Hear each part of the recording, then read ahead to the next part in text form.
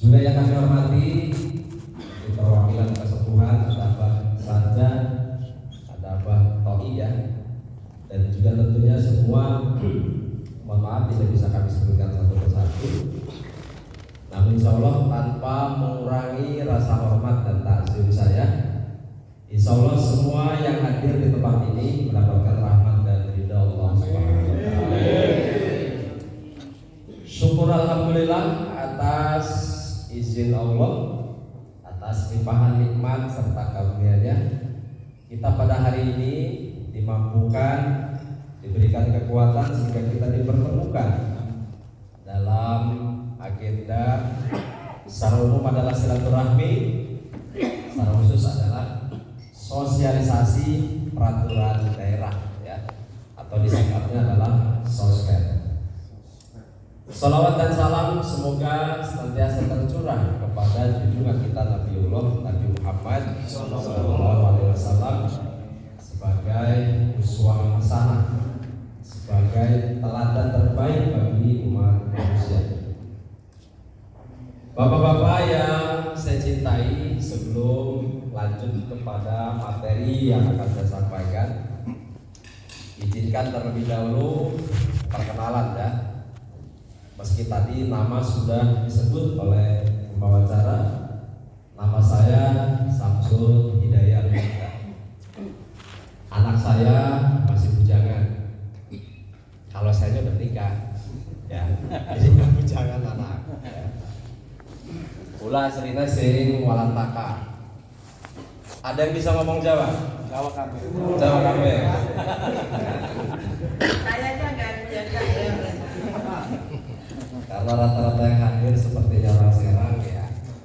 Kata orang aja ngaku wong Serang, lamun orang bisa ngomong Jawa. Ya. Jadi pula saking orang Maka. Baik Bapak dan Ibu yang dirahmati oleh Allah, seperti tadi yang sudah disampaikan baik oleh MC maupun oleh Ibu Dewan, termasuk yang terpapang, tadi sudah dikenalkan. Kegiatan kita adalah Sosper. Sosper adalah sosialisasi Perda.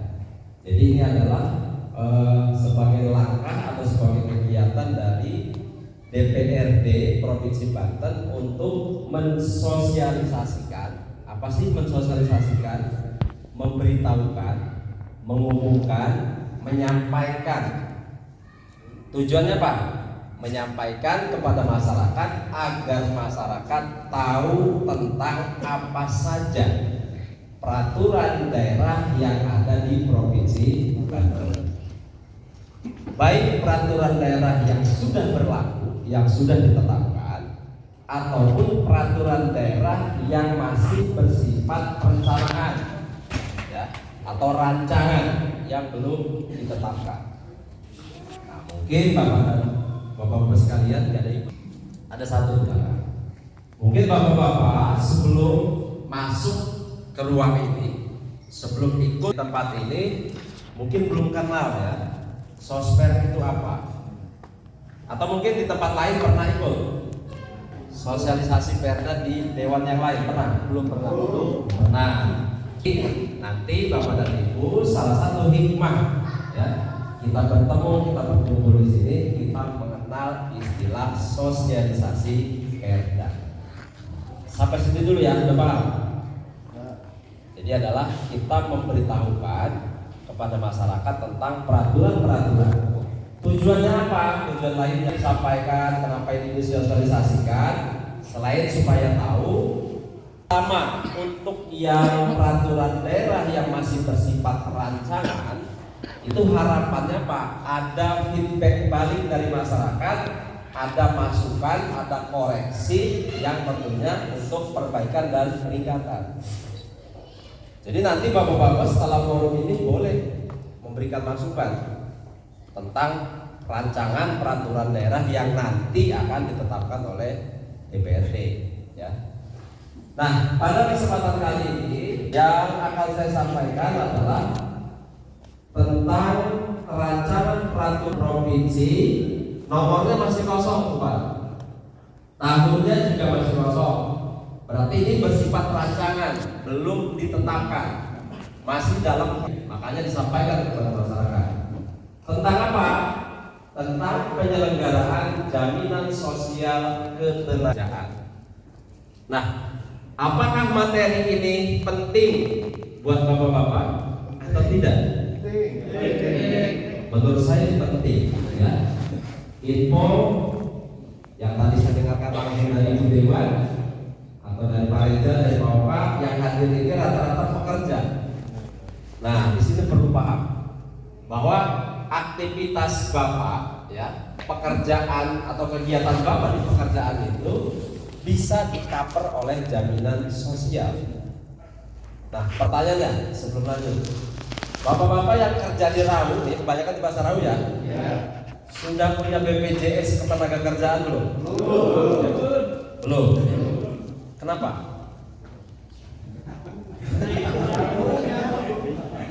Ya maksudnya kenapa?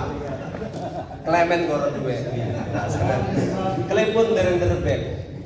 Apa karena tidak tahu atau sudah tahu tapi tidak mau? Tidak tahu. Oke, baik. Insya Allah di forum ini bapak-bapak insya Allah akan betapa pentingnya jaminan sosial ketenagakerjaan buat bapak-bapak hari ini. Ya, kalau ada jaminan bapak-bapak, paling tidak bapak-bapak punya simpanan untuk yang akan datang. Nah, jaminannya meliputi apa saja? Nanti kita bahas. Oke. Nah, program dan kepesertaan jaminan sosial ketenagakerjaan ini meliputi apa saja? Pertama, JKK. Apa itu? Jaminan kecelakaan kerja. Pak, kira-kira celaka itu diinginkan nggak? Bapak bisa menjamin nggak hidupnya terus selamat? Enggak. Nauzubillahi min dzalik, boleh jadi ya. Ketika kita kerja ya kesleo, ketika kerja ketabrak lalat, besar banget kata lalat. Ya kalau ketabrak lalat juga kalau kenanya bagiannya vital, tabrak mata, nah nauzubillah ya. Artinya apa? Kecelakaan memang tidak kita inginkan, tapi kecelakaan mungkin saja akan menimpa kita. Apa jadinya kalau kita tidak punya jaminan? Maaf sekali lagi Bapak dan Ibu, Bapak-bapak, kita sehari-hari kerja dari jam 8 contoh, jam 8 jam 7 selesai dan anggap dari jam 7 sampai jam 5 kita dapat uang 200 saja ya, lebih, dan saya doakan lebih ya. Kita ngumpulin katakan 200.000 per hari, kerja full kita sehat 30 hari berarti 6 juta. Nauzubillah ketika terjadi kecelakaan masuk rumah sakit tanpa punya jaminan ya, apakah jaminan kecelakaan atau jaminan kesehatan, pasti biayanya lebih besar dari apa yang kita dapatkan. Iya nggak? Iya. Biaya rumah sakit kalau tanpa jaminan, pokoknya rokok koncengnya jebol ya. Tapi jaminan Bapak dan Ibu, ini akan ada feedback, ada backup, ada yang disebut dengan uang pertanggungan. Nah itu. Yang kedua, JKM, jaminan kematian. Siapa yang nggak mau mati? Saya. Ada nggak mau mati? Repot kalau mau mati. Repot kalau mau mati hidup sendirian ya. Mau beli rokok nggak ada yang jual, beli beras nggak ada.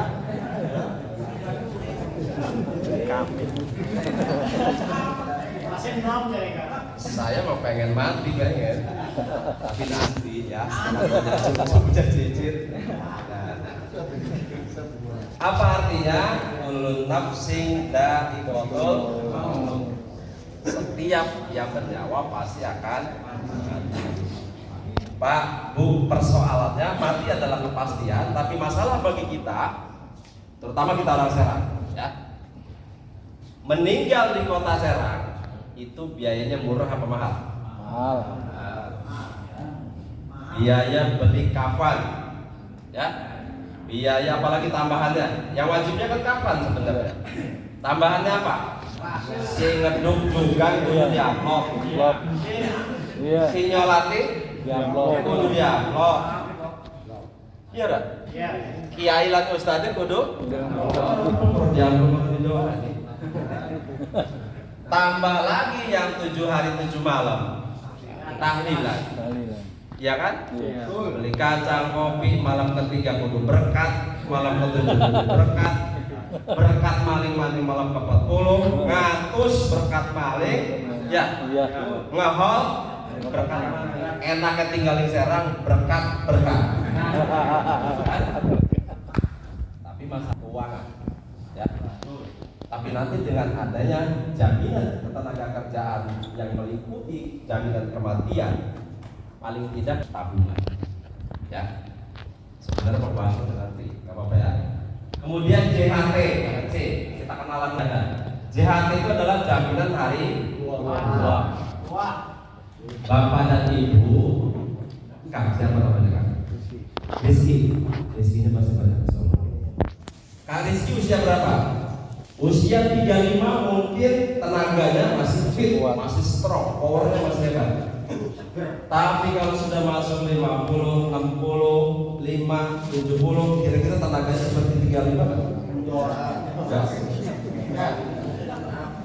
Pasti kita akan menemui masa pensiun. Ya. Tidak selamanya tenaga kita ini seperti usia sekarang. Nah, itu makanya perlu ada jaminan hari tua. Kemudian jaminan pensiun. Beda lagi nanti ini ada penutupan untuk yang kerja di satu instansi perusahaan ya, pabrik atau lembaga lainnya. Kemudian yang berikutnya JKP. JKP itu jaminan kehilangan pekerjaan, mungkin yang disebut dengan PHK dan lain sebagainya ya. Nah ini adalah program yang dijamin oleh pemerintah sebenarnya, ya, bekerja sama dengan instansi perusahaan. Oke, next kita lanjut. Kepesertaan setiap pemberi kerja dan pekerja wajib menjadi peserta program jaminan sosial ketenagakerjaan. Ya, tuh wajib Pak. Perusahaan dan yang kerja wajib punya BPJS ketenagakerjaan. Kalau bapak-bapak tadi saya tanya, rata-rata belum punya, ya, yang rugi siapa? Sebenarnya yang rugi kita. Karena ketika terjadi tadi, apakah kecelakaan, apakah nanti PHK atau pensiun atau meninggal, kita tidak ada sesuatu yang bisa kita harapkan, sesuatu yang bisa kita tunggu, sesuatu yang bisa kita terima. Ya. Tapi kalau sudah masuk, nanti kita akan dapat. Nah, yang kedua, kategori peserta program jaminan sosial ketenagakerjaan terdiri atas A. Peserta penerima upah. Siapa itu yang dimaksud? Contoh karyawan pabrik. Kalau karyawan pabrik itu sudah jelas Pak, ya, karena mereka dipotong dari gaji setiap bulannya untuk BPJS ketenagakerjaan. Nah, kalau kita seperti ini di pasar rawat, siapa yang potong gaji? Nah, berarti kita masuk kategori mana? G. Yang B, peserta bukan penerima upah. Nah, posisi bapak-bapak kalau tadi dari cerita rata-rata kerja di pasar rauf masuk kategori B.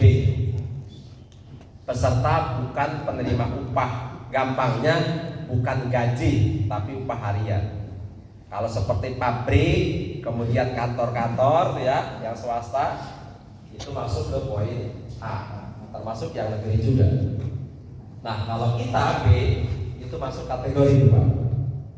Kalau bapak-bapak kerja sebagai kerja buruh di pasar rauf, masuk kategori B, bapak bisa mendaftar menjadi peserta BPJS ketenagakerjaan. Mau nggak Pak? Tahu nggak iurannya berapa? Nggak gratis Pak. Ya. Karena yang di pabrik juga sebenarnya bukan gratis, tapi dipotong dari gaji. Ya. Di Di BPJS Ketenagakerjaan itu ada peserta namanya bukan penerima upah. Itu jadi kita sendiri yang bayar setiap bulan. Berapa besarannya? Cuma kalau tidak salah 16.800 tuh setiap bulan. Murah apa berat? Murah Pak, ringan ya, nggak ngabisin pendapatan satu hari. Jadi baiknya bapak-bapak setelah paham tentang pentingnya tentang jaminan sosial ketenagakerjaan, sebaiknya bapak-bapak mendaftar menjadi BPJS kategori bukan penerima upah. Siap menyisikan uang 16.800? Iya. Apa keuntungannya? Oke, yang paling pasti meninggal. Ya, kecelakaan mudah-mudahan nggak terjadi. Tapi kalau meninggal itu sudah kepastian. Dengan bapak-bapak iuran 16.800 per bulan, tetapi bapak-bapak kemudian setelah masuk preminya, bayar bulanannya, kemudian nauzubillah kita meninggal, maka uang pertanggungan itu bisa kita dapat salah sekitar 48 juta. Ya, sekitar 48 juta. Apalagi kalau meninggalnya nauzubillah karena kecelakaan, itu lebih gede lagi. Kalau nggak salah 70 atau 80 juta.